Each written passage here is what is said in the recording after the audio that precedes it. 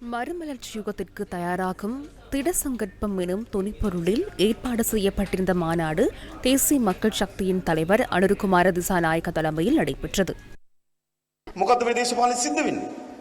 இந்த அரசியலில் என்ன நடக்கின்றது?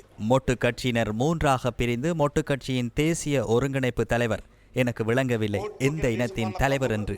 ரோஹித அபே குணவர்த்தன இன்று ரணிலுக்கு ஆதரவு வழங்க உள்ளதாக கூறினார். பிரசன்ன ரணதுங்க ரணிலுக்கு ஆதரவு தெரிவித்துள்ளார்.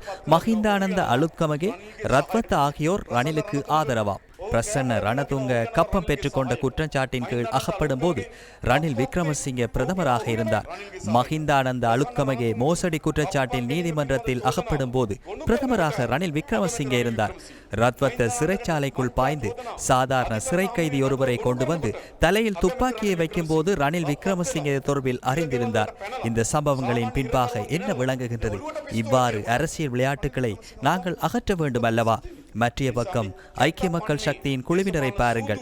ஐக்கிய மக்கள் சக்தி எனும் செயற்றிட்டத்தை ஆரம்பிக்கும் போது அதன் தவிசாளராக ஃபீல்ட் மார்ஷல் சரத் பொன்சேகா இருந்தார்.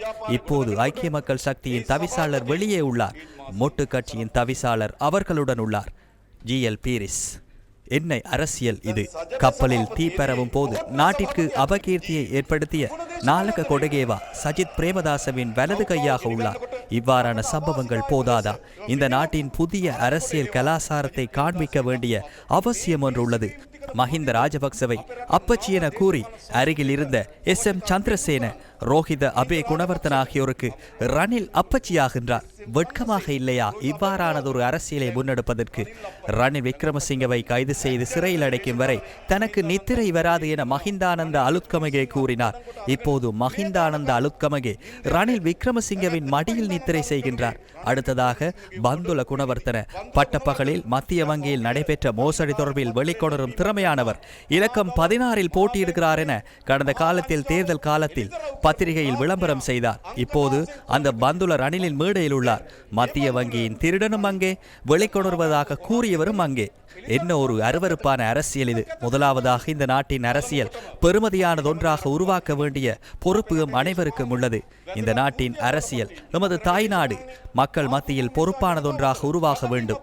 அந்த பொறுப்பு ஒரு தொழில் முறைமையான அரசியலாக நமது நாட்டின் அரசியலில் தேசிய மக்கள் சக்தியில் மாத்திரமே உள்ளது. அருவருப்பான அசிங்கமான நாற்றம் வீசுகின்ற அரசியலை நாம் தோற்கடிக்க வேண்டும்.